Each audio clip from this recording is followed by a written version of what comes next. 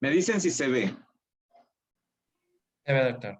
Sí. Muy bien. Sí, doctor. Vamos a revisar en estas 6 semanas algunos procesos prácticos para la presentación de resultados de la tesis. Y la última semana es para los que gusten hacer un simulacro de defensa de tesis con 2 colegas doctores, bueno, varios colegas doctores de otros países a los que invité a este ejercicio y aceptaron. Pero es optativo, es el que gusta. Hoy vamos a dar inicio con cómo presentar mis resultados, porque es un capítulo y no hay recetas. Desafortunadamente, no hay recetas para presentar los resultados, no hay un recetario. Cada investigación sigue su propia lógica y también esa lógica se ve afectada por el investigador y por quien lo dirige. Entonces, muchas veces la lógica de la investigación no concuerda con la lógica del investigador y entonces es cuando hay problemas.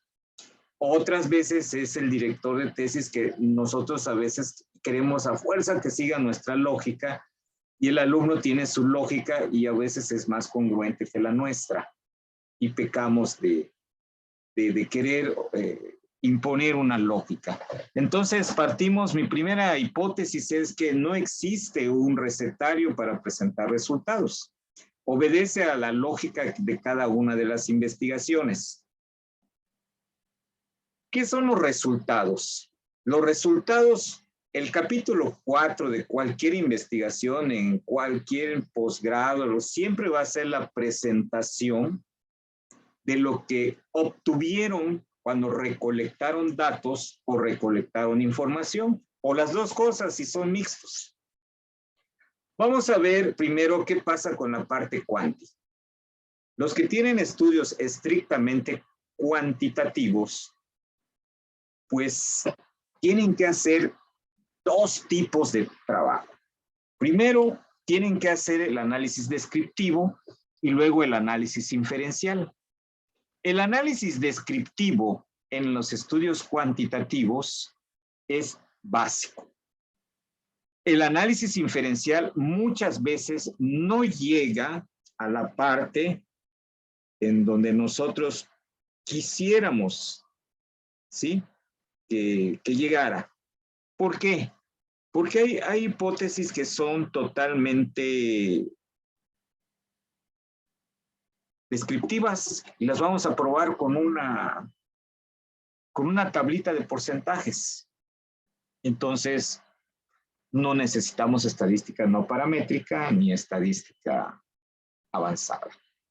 Pero en la investigación cuantitativa, el análisis descriptivo es formal. Ahora, ¿qué lógica le voy a dar? ¿Cuáles van a ser los subtítulos? ¿Cuántas partes va a tener el apartado de los resultados? Tampoco hay una receta, pero sí hay una lógica que se impone cuando nosotros hicimos cuadro de operacionalización de variables, todos los cuantitativos. Tenemos unas variables, unas subvariables, unos indicadores y nos mandaron a unos ítems. Hay quien aplica esta lógica, pero al revés. La estadística descriptiva la plantea por preguntas y la va desglosando. El ítem 1, el ítem 2, el ítem 3 y va haciendo la descripción de los ítems. Hay quien dice no, yo voy a ir por variables. ¿Sí? Mis variables, mis subvariables y luego los ítems. Entonces voy a hacer ejes.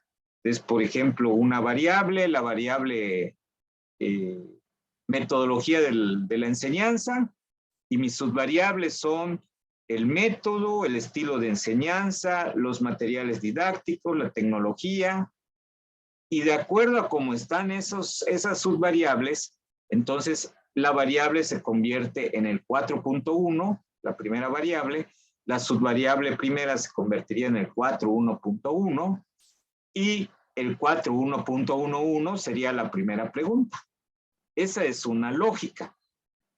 Pero como hay estudios descriptivos, experimentales, no experimentales, de caso, etcétera, etcétera, muchas veces esta lógica pues no funciona. ¿De acuerdo? Entonces, ¿qué podemos hacer? Buscar la lógica de nuestra investigación para estructurarla y hacer el índice. Eso es importantísimo. No se arma el índice después de hacer un montón de cuartillas, 50 cuartillas, 60 cuartillas, y luego no saben cómo ordenarlo. No, primero denle el orden que ustedes crean. Les repito, hay quien usa una lógica al revés y se pone a plantear ítems. Pregunta 1 y hace el análisis, pone su gráfica, la interpreta, etc.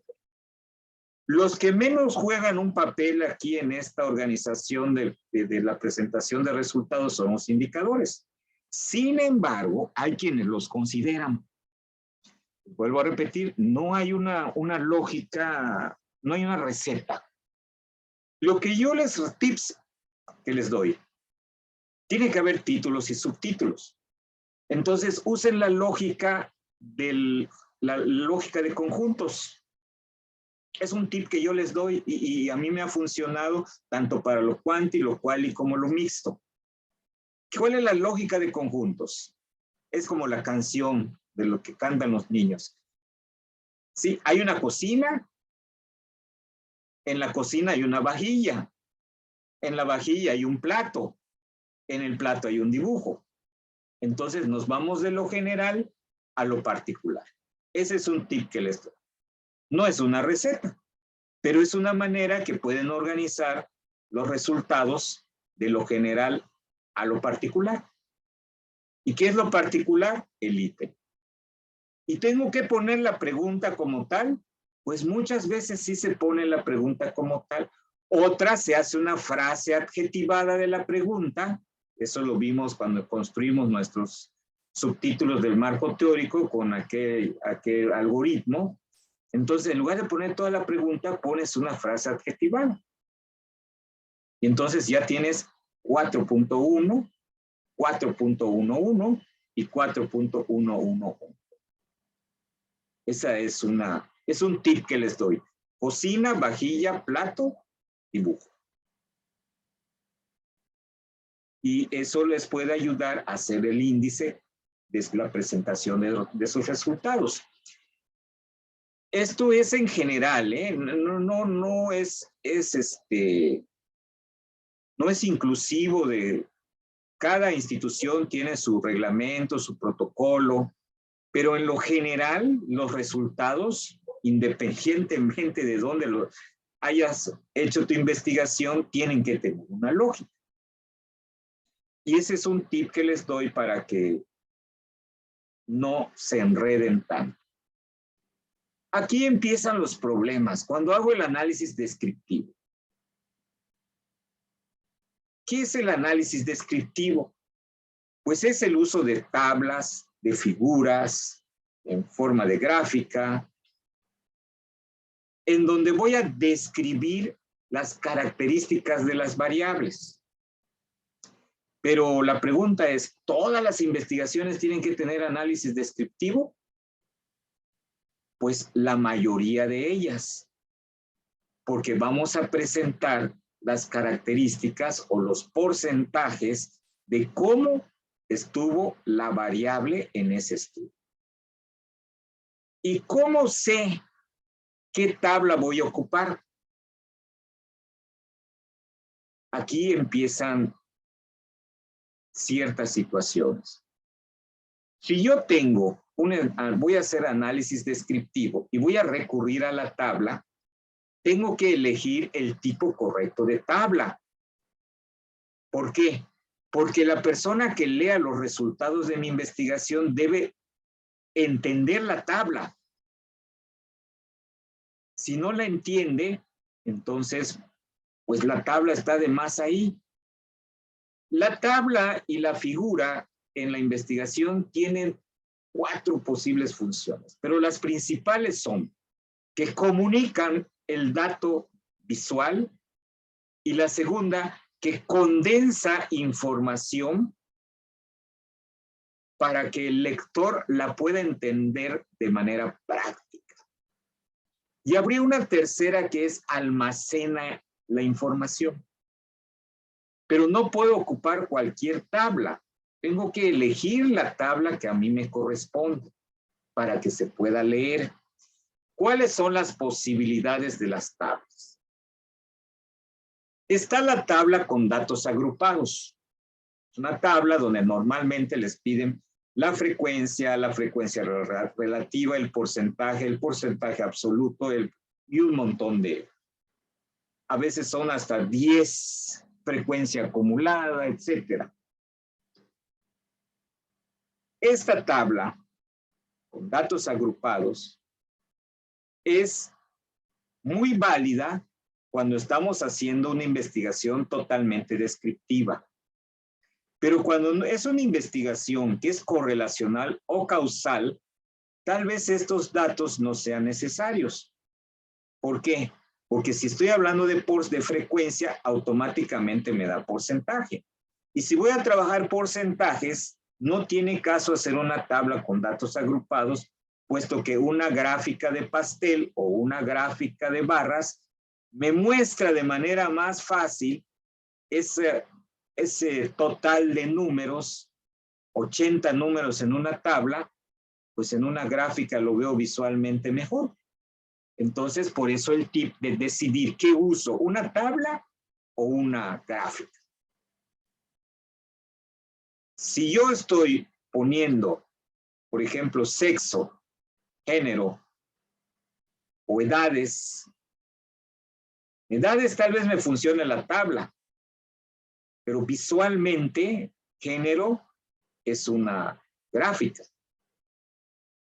Ahí es donde ustedes tienen que ocupar la intuición y la lógica para saber si pongo tabla o pongo figura. Ahora, no puedo poner tampoco las dos cosas. Hay quienes como escuchan, tienes que entregar tantas cuartillas en tus resultados. Dicen, pues para que yo la cubra, mira, fácil, pongo figura, me ocupó media cuartilla, tabla, media cuartilla, en la siguiente cuartilla los describo, ya la hice. Son 25 figuras con 25 tablas, ya son 25 cuartillas. Y una más tengo 50, ¿no? Pues ya la hice.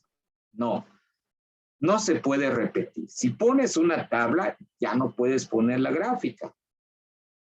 Es como que yo ahorita dijera, Olga, Olga, Gabriela, Gabriela, o Lorena, Lorena. No, solamente es un nombre. Entonces, la tabla con datos agrupados sí nos funciona cuando nosotros tenemos que, ¿sí?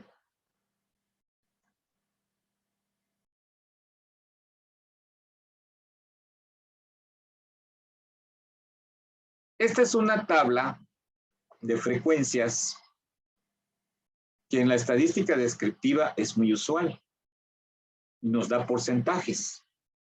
Entonces, aquí la decisión es, yo tengo un ítem y tengo que describir qué pasó con el ítem, independientemente que el ítem me sirva para la correlación. Aquí tengo que ver qué pasó, qué porcentaje se está presentando esta variable. Y pueden ocupar una tabla o pueden ocupar una figura. La elección correcta de la tabla, ¿sí? Depende de qué tipo de variables estén ustedes utilizando, ¿sí? Tienen ustedes que revisar esa tabla, qué datos está presentando. ¿Son nominales? ¿Son ordinales? ¿O son datos totalmente de intervalo? Eso es muy importante. ¿Por qué? Porque agrupar o no agrupar la información que tienen ustedes también depende de la cantidad de datos. Si ustedes tienen 1000 datos, pues van a tener que ocupar una tabla que agrupe. Pero si tienen 30 alumnos a los cuales, o 15 alumnos, pues no necesitan de una tabla agrupada. Hay tablas que son unidimensionales, otras son bidimensionales, otras son k-dimensionales, como las que les mostré al inicio. Pero lo que ustedes tienen que ver es qué les conviene.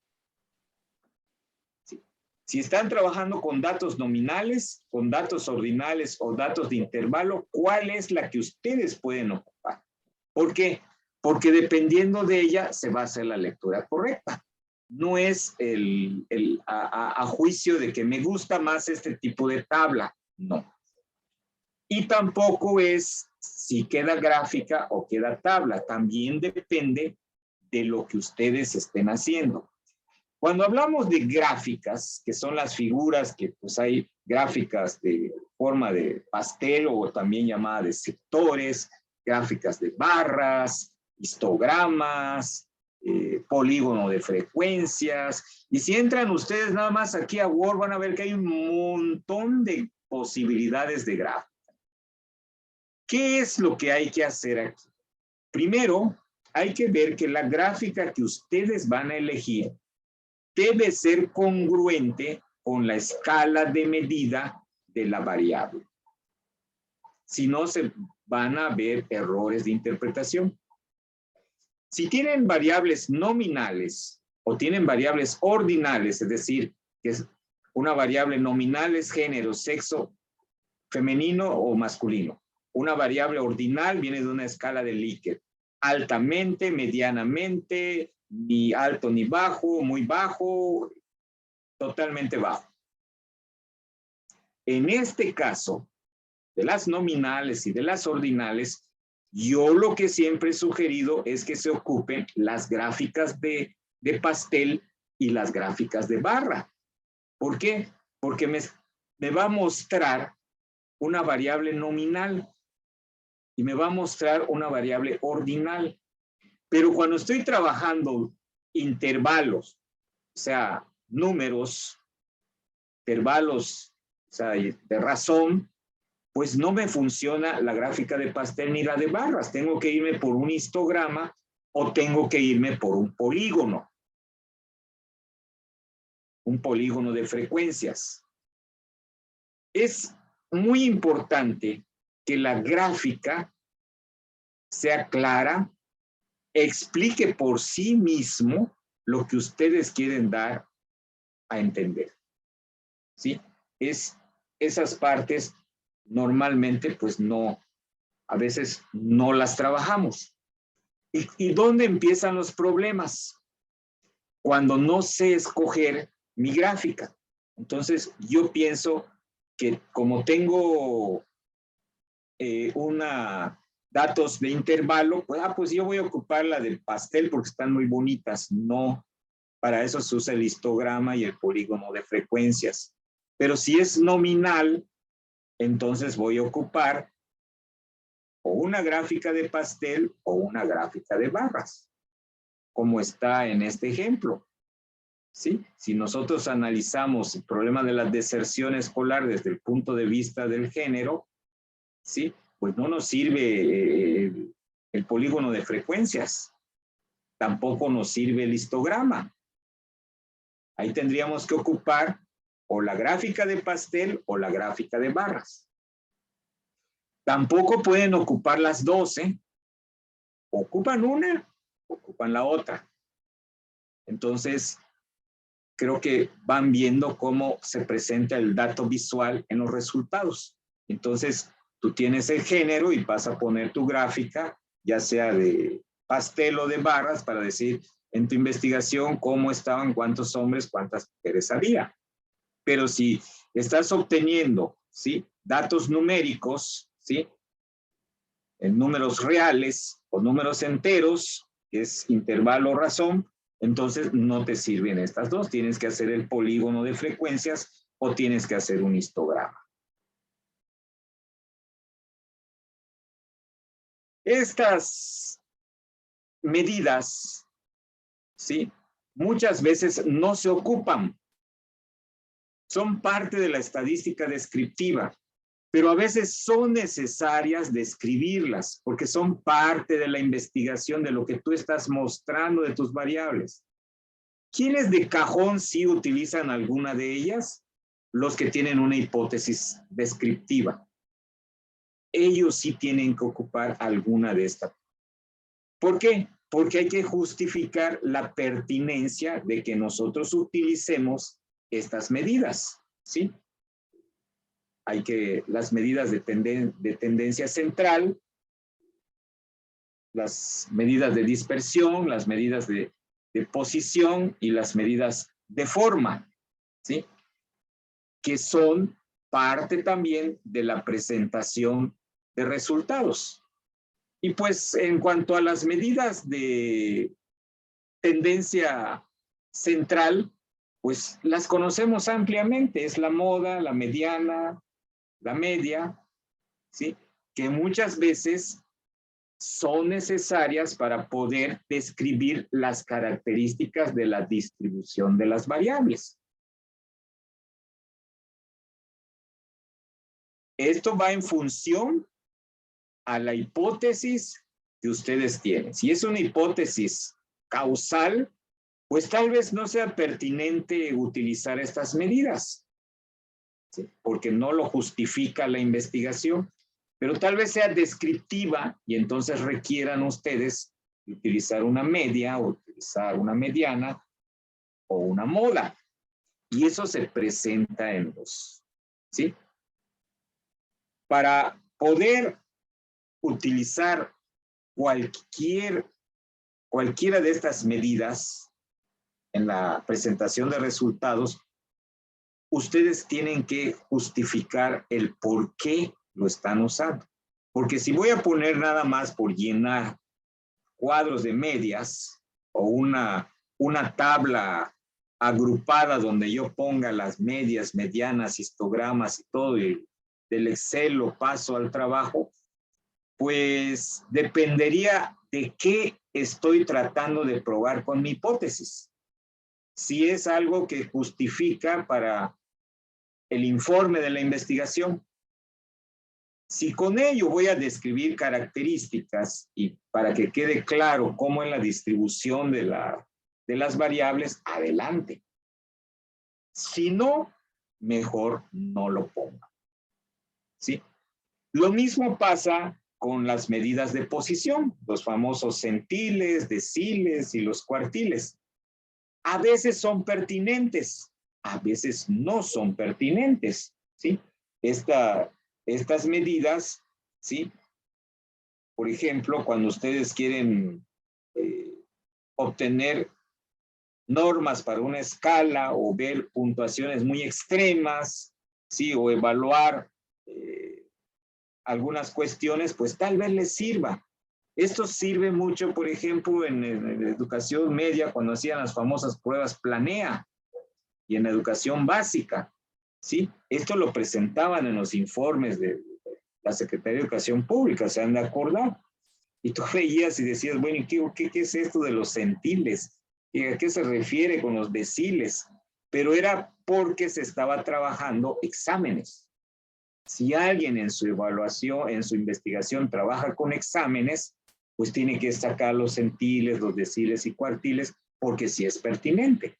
Pero si el instrumento no es un examen, pues no justifica el utilizarlo, ¿sí?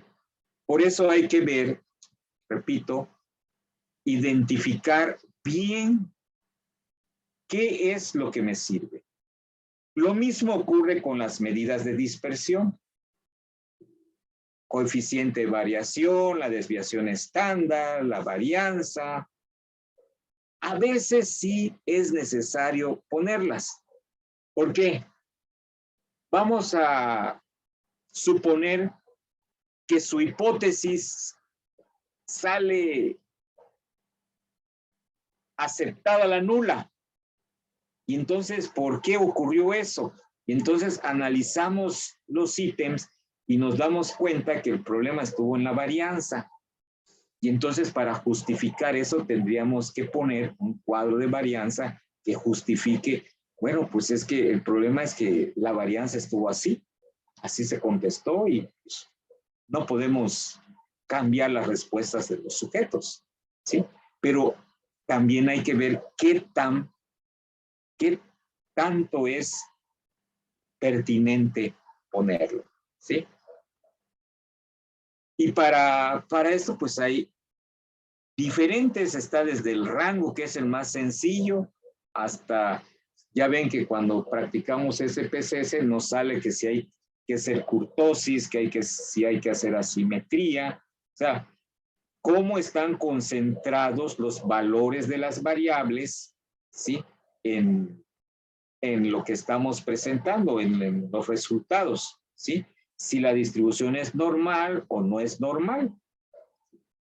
Aquí, el tip que yo les doy es que todas estas escalas de medida, ¿sí? Ayudan para poder elegir cuál pueden utilizar y sobre todo les da la pauta para rectificar su estadístico de prueba. Porque a veces un estadístico te dice, este estadístico se puede aplicar siempre y cuando tenga una desviación estándar así y tenga una distribución normal, o de lo contrario no se puede aplicar. Y esto ya les da a ustedes una idea de cómo está el comportamiento de sus variables. Esto forma parte de ¿sí? Y después de haber puesto todo esto, el desarrollo de cómo se comportaron los ítems con una gráfica o una tabla, entonces viene la estadística inferencial. Para los que son correlacionales y causales, tienen que recurrir a la estadística inferencial. El que es descriptivo con una tabla de porcentajes o de índices, con eso comprueba su hipótesis. Pero todo aquel que tenga dependiente e independiente y que diga influye, favorece, promueve, afecta, tendrá que utilizar una estadística inferencial. Ahora, quien está por la correlacional o por la causal, va a ocupar muchas tablas para poder demostrar, por ejemplo, si son dos grupos en donde tú aplicaste algo, tienes que mostrar esa correlación, por ejemplo, con Sperman o con Ted Student, y tienes que ir mostrando las tablas, ¿sí? Es importante mostrar las tablas. Aquí sí no se puede mostrar gráficas de pastel. Aquí se tienen que mostrar las tablas.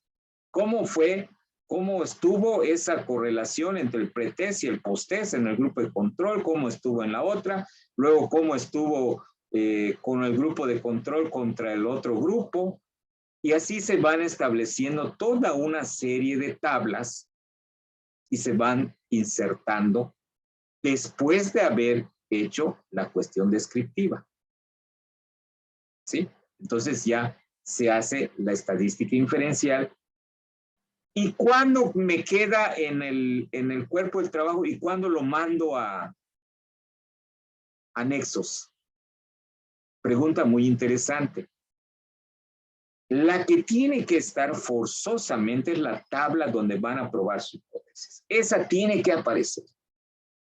Con eso cierran, porque con eso van a demostrar, como en este caso, si se aprueba, si se rechaza o se acepta, la nula. Esto es básico. Y cuando es correlacional y cuando es causal, pues va acompañada de toda una serie de tablas. Y estas tablas, ¿de dónde salen? De SPSS. En automático es cortar y pegar, tal como se ve aquí en este ejemplo. Y entonces, pues ya, esto va adquiriendo forma. Ya puse mis tablas o mis gráficas, ya hice todo lo descriptivo, ahora viene lo inferencial para probar la hipótesis. Y ahorita estarán ustedes pensando, bueno, pero ¿qué es que? Eso está muy bonito, pero yo no he visto ningún texto. Bien, hay 3 momentos en todo este proceso, ya sea gráfica, tabla, lo que ustedes vayan a presentar, hay 3 momentos que hay que redactar. El primer momento es la explicación. Explicas la tabla. Pero como la tabla por sí misma da información, tu explicación pues es concreta. En la gráfica se observa que hay un 80% de esto, un 25% de esto. Es una explicación. Pero esa explicación que tú estás dando, ¿qué tan generalizable es? Ah, entonces tengo que ver si eso que me está apareciendo, ese porcentaje, ¿qué tiene que ver con los presupuestos que ya puse en el marco teórico? El autor X dice esto, pero aquí me sale esto, entonces no concuerda esto que estoy encontrando. Ah, sí concuerda, entonces sí, lo que dice ese autor es generalizable a este estudio. Y los que son cuantitativos, incluso los descriptivos, pueden llegar al nivel de hacer una predicción. Son los tres elementos. Por eso yo les decía, no solamente es poner la tabla o la gráfica. Hay que explicarla, hay que interpretarla, ¿sí? Y hacer una predicción, o sea, lo matemático y lo generalizable y predecible que es. Esta es la narrativa. Obviamente vamos a pensar que una figura ocupa casi la mitad de una cuartilla, un párrafo tiene 4 líneas, y entonces estaríamos pensando que con 3 parrafitos son 12 líneas más o menos, pues estaríamos hablando de una cuartilla más o menos. ¿Sí? Doctor, Y con eso se hace la presentación de la parte cuantitativa. Sí, con mucho gusto. Terminando, hay una parte de preguntas y respuestas. Ok, gracias. Sí, claro que sí, con mucho gusto. Y los que son cualitativos, ¿qué van a hacer? Pues tampoco hay receta. Y al revés, si allá hay como varias formas de hacerlo, aquí hay múltiples maneras de presentar los resultados. Aquí hay total subjetividad. Pero, repito, hay que atender una lógica. ¿Qué tienen que hacer los que están por esta parte? Recordemos cómo aparecieron. Tuvimos sensibilizadores, luego conceptos temáticos, categorías emergentes y finalmente hubo categorías y subcategorías. Algunas investigaciones cualitativas se quedan con el concepto temático, otras se quedan con las categorías emergentes y otras aparecen unas nuevas totalmente diferentes. A veces se complementan, a veces desaparecen las primeras y quedan totalmente nuevas. Esto depende de la investigación. No es algo que uno diga, yo fijé esta categoría y la voy a mantener hasta el final, porque puede ser que no se sostenga, no existía realmente. Sí, parecía ser parte, pero ya cuando haces toda la sistematización de la información que recolectas, te das cuenta que la categoría no se sostiene y la suple otra. Pero fundamentalmente en la investigación cualitativa hay 2 conceptos para armar el trabajo: categorías y subcategorías. Es decir, aquí el índice no va en función a variables, ni subvariables, ni preguntas o frases adjetivadas. Aquí la lógica es la categoría y las subcategorías. Esa es la lógica. ¿Sí? Ahora, ¿cómo organizarlas? Ahí tampoco hay receta. Lo primero que hay que hacer es el mapeo, o como le quieran llamar, ya sea que salga de Atlas TI o salga de Mascudea o de Nevivo, pero tienen que hacer el mapa general de toda la investigación, en donde presenten las categorías y las subcategorías. Esa es la primera parte que tiene que aparecer en los resultados. O sea, es más o menos la idea de lo general a lo particular. Nada más que aquí en el proceso de investigación fue al revés. ¿Sí? Ya que lo que se metió a Atlas TI es un proceso diferente al de SPSS. La inducción y la deducción juegan un papel muy importante. Entonces, los que son cualitativos, pues empiezan con un párrafo introductorio, luego tal vez contextualicen cómo estuvo si no lo han hecho en los procedimientos, lo pueden hacer en esta parte, y arrancan con esto, con las categorías en general que se obtuvieron, categorías y subcategorías. Eso es muy importante, tener el mapa completo. Y ya que tienes el mapa completo, entonces se hacen las subdivisiones, o sea, se cortan. Y aquí la lógica es que pues empieces describiendo una categoría, qué consiste la categoría, ¿sí? ¿A qué se refiere?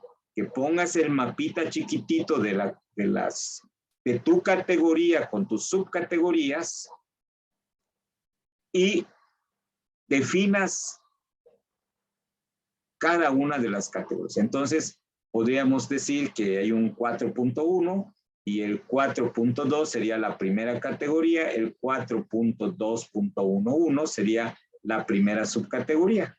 ¿Y cuál es la lógica? Aquí no hay gráficas, no hay tablas, diríamos. No, momento. Aquí hay una corriente que se llama, un diseño que se llama precisamente híbrido, que es la investigación-acción, donde pueden ocupar tablas, pueden ocupar gráficas. Incluso hay material que se puede sacar de NVivo, de Mascudea y de Atlas TI, que nos dan ciertos datos cuantitativos, pero que son ayuda o complemento. No es lo que vamos a analizar, ¿sí? Entonces, si alguien presenta una tabla o una gráfica, no lo está convirtiendo en un cuantitativo. Es un soporte para su investigación. ¿Por qué? Porque lo que rige es el mapeo que están ustedes presentando de sus categorías. ¿Y cómo se hace si aquí todo es narración y no hay lo que en el otro lado? Aquí es narrativa. Se narra la subcategoría, describiéndola y conceptualizando. Y a partir de ahí, entonces, se van presentando las evidencias y cada evidencia se le hace una descripción densa y se le hace una interpretación a cada evidencia. Va a depender del diseño. El diseño es muy importante, si es fenomenológico, etnográfico digital, depende de ahí qué tan denso y depende de ahí también hasta dónde puedo interpretar. Pero la narrativa es esa. Y entonces hay una serie de párrafos en donde es puro escribir, escribir, escribir. Todo eso que está ahí en el mapita hay que describirlo. Y luego hay que interpretarlo a la luz de los autores para poder hacer la inferencia. ¿Sí? La interpretación cierra con la inferencia. Es lo que dice cada uno de los investigadores, lo que infiere de eso que encontró. Cuando nosotros utilizamos el análisis del discurso, que observamos o entrevistamos, pero nos interesa lo que dijo el sujeto, porque estamos buscando significados y estamos buscando procesos, ¿sí? Por ejemplo, grabación de una clase. Las grabaciones de clase siempre se sugiere que se presenten en esta forma, para poder ver, para poder describir e interpretar el diálogo. ¿Sí? Cuando el trabajo es etnográfico, puede ser que no sea necesario ponerlo en esta forma. Cuando es fenomenológico, puede ser que no sea necesario el análisis de discurso de esta manera. Por eso les repito, no hay reglas establecidas para esto. Depende de lo que ustedes encontraron, de cómo lo llevaron. Puede ser que alguien diga, bueno, es que yo soy fenomenológico, pero para la narrativa voy a ocupar análisis de discurso. Ah, entonces preséntalo así, por extractos. Y alguien podría decir, bueno, ¿y qué voy a hacer en etnografía digital con las evidencias que me ponen en esta forma? Recuerden, categoría, subcategoría. Y de ahí empiezan a aparecer, pueden poner extractos, imágenes, capturas de pantalla, todo lo que sea, pero todo lo que pongan se tiene que volver texto. Si ustedes ponen esta figura la tienen que describir densamente, la tienen que interpretar para poder hacer una inferencia. Ahora, cada subcategoría, vamos a suponer que hicieron capturas de pantalla y entrevistas. Y entonces van a ir alternando un extracto, ¿sí? Lo describen, lo interpretan y lo confrontan con la captura de pantalla. Alguien hizo entrevistas, entrevistó a alumnos y maestros, pues confrontan lo que dice el alumno, un extracto del alumno, contra un extracto del maestro, si están por esta línea del análisis de discurso. Alguien que hizo solo etnografía digital y solo tiene capturas de pantalla, pues de la selección del listado de palabras, del llamado árbol de palabras que sale, selecciona sus capturas de pantalla y las va intercalando de acuerdo a las categorías y subcategorías. Y quienes ya manejaron Atlas TI ya deben saber que hay un buscador, pones tu subcategoría y te aparecen todas las capturas de pantalla posibles a utilizar y tú escoges la que es ad hoc. Y vas presentando tus capturas de pantalla. Que tenías 200, no puedes poner 200, es imposible. Entonces, hay que ir viendo cuántos extractos pongo, cuántas capturas pongo, ¿sí? En una subcategoría, si tienes capturas de pantalla, pues el mínimo es una captura de pantalla, si no, no existiría la subcategoría. 1, 2, 3, 4, tal vez 5, pero más no, porque pues ya ustedes mismos se están saturando y el informe de la investigación cualitativa no puede estar saturado. Eso también es importante, ver que no se sature de imágenes cada subcategoría. Los que están en el lado de la investigación, por ejemplo, etnográfica, que no utilizan análisis de discurso, que no se centran en el diálogo para sacar los significados, sí, pueden utilizar esta narrativa. No se pone el extracto, se pone como si fuera una cita textual, ¿sí? El A1 responde, viene lo que responde el A1 y al final, como si fuera un autor. O le ponen comunicación personal 2022. Las dos formas son válidas. Ponerlo como A1, 2022 o ponerle comunicación personal, 2022. Y aquí ya no hay extractos, es pura narrativa. Y así con el A1, en el otro párrafo a lo mejor aparece el A5 contra el A4 y el D8. Van ustedes elaborando esta forma de narrar, que es diferente a la otra. Ahora, aquí en esta forma de narrar, ojo, aquí va, en la narrativa va tanto la descripción como la interpretación. ¿Sí? Aquí puede ser que describan y en el siguiente párrafo van a interpretarlo a la luz de los autores. Y al final hacen su inferencia.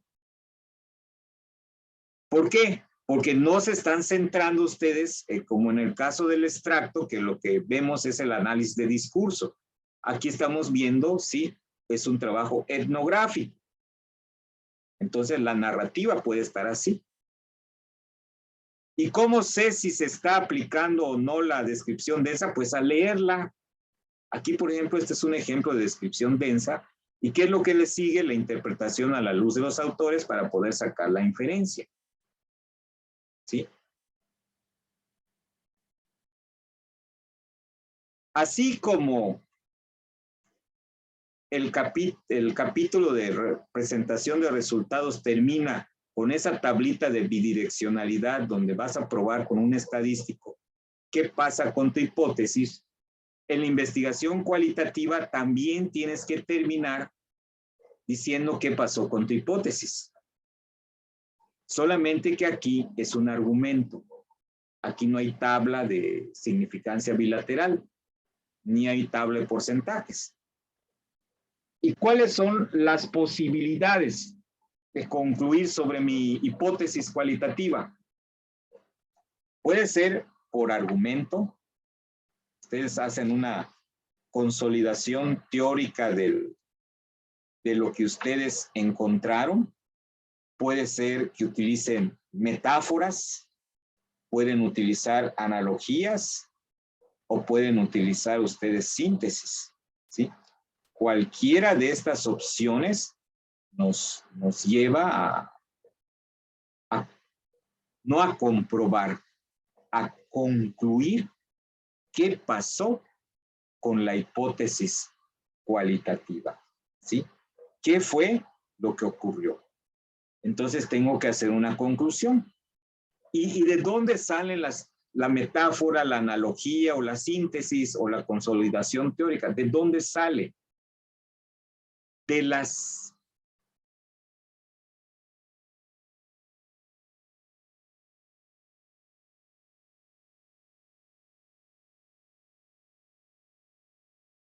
cada subcategoría termina con una conclusión de tipo inferencial. Cuando terminan de desglosar las subcategorías, hay que hacer una conclusión por cada categoría. Cuando terminan todas las conclusiones de las categorías, se vuelven premisas para armar su argumento y decir, bueno, finalmente lo que yo puse en mi hipótesis cualitativa, yo concluyo esto. Y es más o menos, ahí sí es algo que no podemos obviar a la lógica, porque es más o menos así. El lunes tengo examen, premisa A, es lo que sacaste en tu categoría A. Tengo que estudiar para pasar mi examen, es tu categoría B. Me invitaron a una fiesta el fin de semana, es tu categoría C. Voy a ir a la fiesta y no voy a estudiar, es tu categoría D. ¿Cuál es tu conclusión? Voy a reprobar el examen. Voy a estar todavía bebido y mi sistema nervioso central destruido. No voy a poder contestar nada. Entonces, más o menos así se concluye la hipótesis cualitativa. Pero aquí viene otro aspecto a considerar. En el momento que ustedes concluyen la hipótesis, tienen que regresar a la hipótesis inicial. ¿Se acuerdan? Yo les había dicho, Maxwell lo dice, no yo. La principal característica de una hipótesis cualitativa es que solamente es inicial. Y entonces la conclusión que va a salir de aquí va a servir para cambiar, dejar lo que tú pusiste ahí en el capítulo 1. Se modifica tal vez, o tal vez queda igual. Pero eso tiene que salir hasta el final. Y sale de juntar las conclusiones. Si tuviste 5 categorías, pues sacas las conclusiones de las 5 categorías y ves qué haces. Consolidación teórica, metáfora, analogía, síntesis, y te das cuenta qué pasó con aquella hipótesis inicial. Y entonces se hace la verdadera hipótesis cualitativa.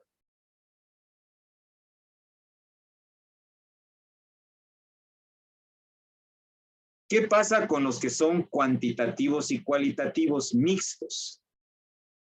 va a depender de dos cosas. Si el estudio está más hacia el lado cuantitativo, pues va a poner gráficas, tablas, y las capturas de pantalla, los extractos o las figuras solamente van a ser complemento. Pero si el estudio mixto está más cargado a lo cualitativo, pues lo que hay que poner primero es el extracto, la captura de pantalla o la figura, y la gráfica y la tabla únicamente sirven de apoyo. Y si están al mismo nivel, entonces tendrán que poner gráfica, extracto. Gráfica, captura de pantalla, en las mismas condiciones, y se van interpretando ambos. Pero aquí no pueden quedarse nada más con lo que ya vimos de lo quanti-quali. Aquí tienen que sacar una metainferencia. ¿Qué es una metainferencia? Una conclusión de la conclusión. O sea, aquí tengo mi conclusión de la categoría y aquí tengo lo que saqué de mi gráfica o de mi tabla, ¿sí? Aquí digo la predicción de mi tabla contra la conclusión de mi categoría. Entonces lo triangulo y hago una sola, lo junto. Eso es una metainferencia. O sea, es un párrafo extra. El que en el caso de Ernesto, él va a tener que hacer una metainferencia. Pero la metainferencia también va a estar más cargada hacia donde esté.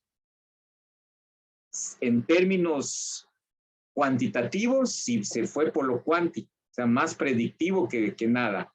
Pero si se fue por lo cual, y su metainferencia tiene que ser muy subjetiva y no tan predictiva.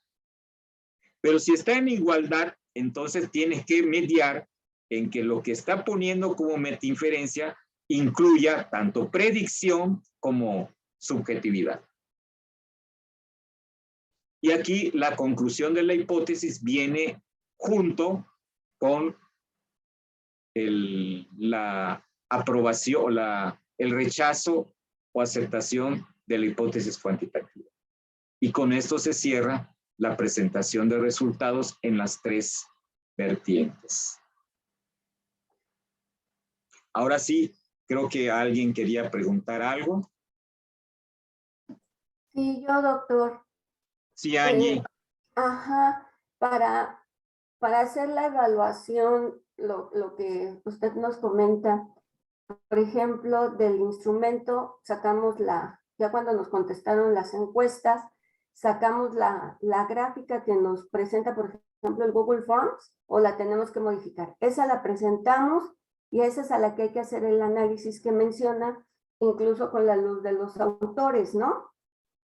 Nada más que, ojo, la gráfica que te da Google no siempre es la idónea. Ok, a eso me refiero. O sea, si por ejemplo, a mí ahorita me dan unas gráficas por edad en gráfico de Si es barra. nominal, Ajá. ya viste qué debes de ocupar, pastel Okay. o tablas. Ok, y Si no es importa ordinal, ajá. hay una que es mejor, pero si es de intervalo, por ejemplo, te dio números enteros o reales o racionales, entonces no puedes, tienes que ocupar un polígono de frecuencias o un histograma. Okay. Si vas a ocupar tabla, ¿sí? Si es nominal, te sirve una tabla unidimensional. Pero si es de intervalo, vas a tener que ocupar una tabla k-dimensional. Y eso no lo da Google Forms. No, a lo que me refiero es precisamente eso que usted menciona. Si esa no es la adecuada, yo la puedo modificar sin problema. Sin problema, nada más usando los datos, yo la modifico y ya se hace el texto con la luz de los autores y todo. Te da un tip. Como tú lo extraes en Excel, ahí en Excel mismo puedes hacer la modificación. Ajá, así es. ¿Sí? Okay. Sí, sí, sí. Y ahí mismo se hace la gráfica sin problema. Exacto. Sí. Además que hay una gran variedad de gráficas para que ocupen la pertinente. Sí.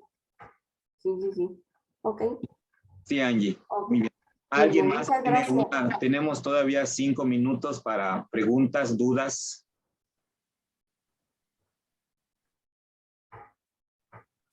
Doctor, una pregunta. ¿Las gráficas en blanco y negro o pueden quedar a colores o se manejan cuántos colores? Las gráficas deben de ser a color. Bien. SPSS, el problema que tiene es que te lo da muy burdo. Tú tienes que estar poniéndole colores en SPSS. El tip es el que le doy a Angie. Sí. Trabaja en lo de Excel.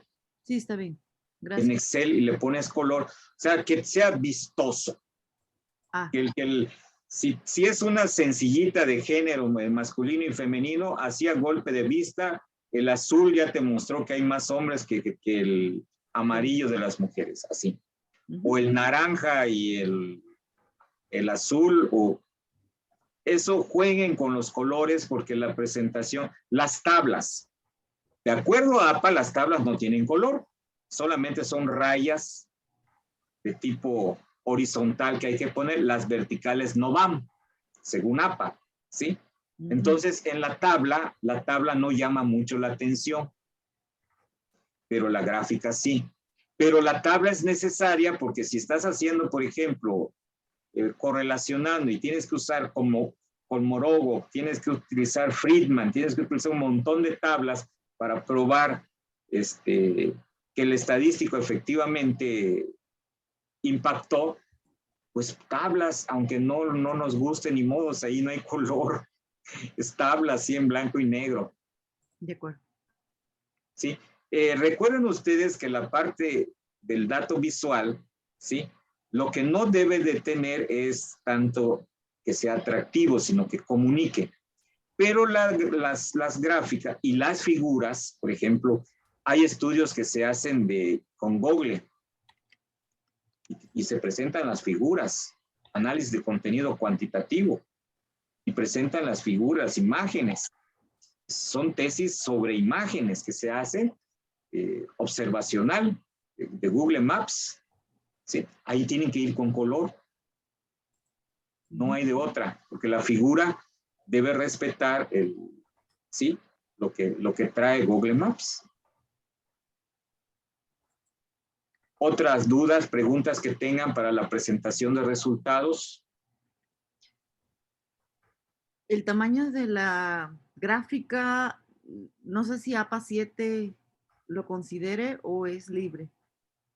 No lo considera de manera así estricta, pero el tip que les doy es que agarren ustedes el Word y la misma medida de la primera, así se vayan con la última.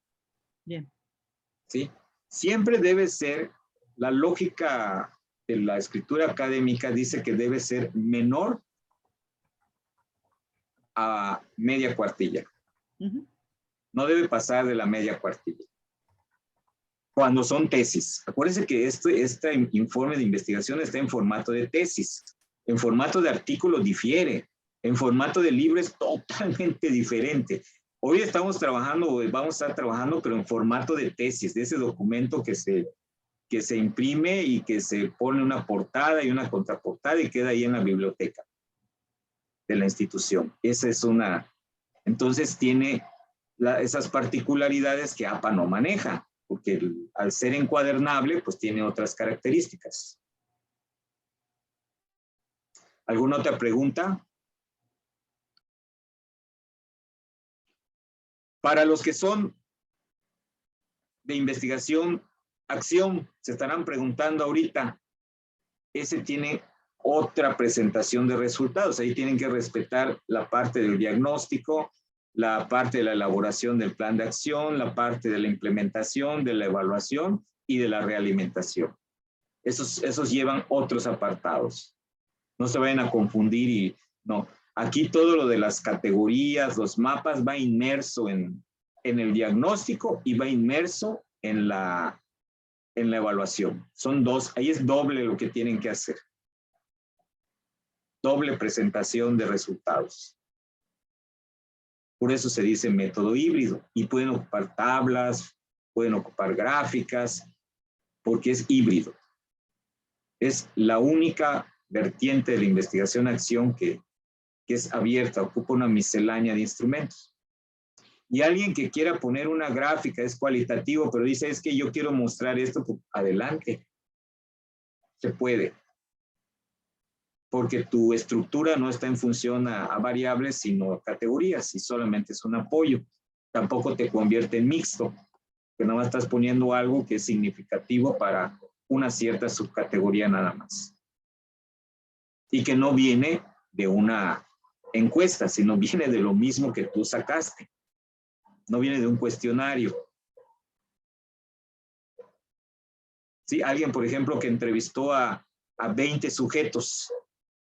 Entonces quiere mostrar cómo es la composición de los 20 sujetos y pone una gráfica. No salió de un cuestionario, salió del contexto. Sí, ¿verdad? Sí van entendiendo. O sea, hay cosas que no están reñidas. Y la parte quali, quanti, también, por ejemplo, puede ocupar el cuestionario abierto y puede poner tipo diálogo, así como les mostré lo que contestan los sujetos y lo pueden interpretar. Una tabla. Son combinaciones válidas entre lo quali y lo quanti que pues no están peleados finalmente, se complementan, sin llegar a ser mixtos, ¿eh? Porque ya lo que hace Ernesto, eso ya es otra cosa. ¿Preguntas, dudas? Sí, yo una última ya. Para Sí, cerrar, última. ¿sí? Las tablas, yo tengo varias tablas y sobre todo cajas de, ay, se me fue, de bigotes. Ajá. Entonces tengo varias información. Esa información la mando a anexos y dejo nada más las más importantes que me ¿Cuántas tablas de bigotes tienes? Uy, pues una por cada subvariable. Yo creo que fácil son unas 8 o 9. Ve la pertinencia. Si es pertinente, apoya a la predicción, se queda. Si no apoya la predicción, porque es explicación, generalización y predicción. Pero si no te apoya para la predicción, entonces mándalo anexo. Si apoya la predicción, déjalo ahí, está bien, porque entonces tú entiendes que ese resultado sirve, con esto sí va a ocurrir. Si sigue pasando esto, sigue ocurriendo. Si esto se replica acá, ocurre igual. Sí, tengo 3 casos donde la caja de bigotes me dice por qué me da ese resultado. Sin la caja de bigotes no se ve. Entonces es pertinente dejarlo. Muy bien, ¿sí? gracias. Que se guíen por la predicción. Ese es un tip que les doy. Bueno, pues si no hay ninguna pregunta, nos van a recibir una invitación todos para que en Classroom, los que gusten, estén interesados, que se les revise sus resultados. Con mucho gusto los pueden subir allá, se les revisa. Dentro de 8 días que tenemos la sesión, ya pueden entrar y encontrar su retroalimentación. Es libre, pero van a estar adscritos a Classroom y ya cada quien ahí no, pues yo quiero, así como ahorita Tere lo manda y tengo 5 de esto y yo quisiera saber si las dejo o no las dejo y pues ya se les da una retroalimentación. Abierto. No hay una calificación, la manera que tengo de apoyarlos es retroalimentando, quizá no con todo el trabajo, pero algo que ustedes, una partecita que ustedes quieran subir donde esté la duda, aquí tengo esto, ¿voy bien o voy mal? Como ahorita estaba preguntando Angie, bueno, es que tengo esta gráfica, pero a lo mejor no es la pertinente. Entonces lo suben y yo los retroalimento allá. Excelente noche, gracias por estar y nos vemos dentro de 8 días con el siguiente tema. Gracias a usted, doctor. Un abrazo. Muchas gracias. Gracias. Gusto verlo. Gracias. Muy bien.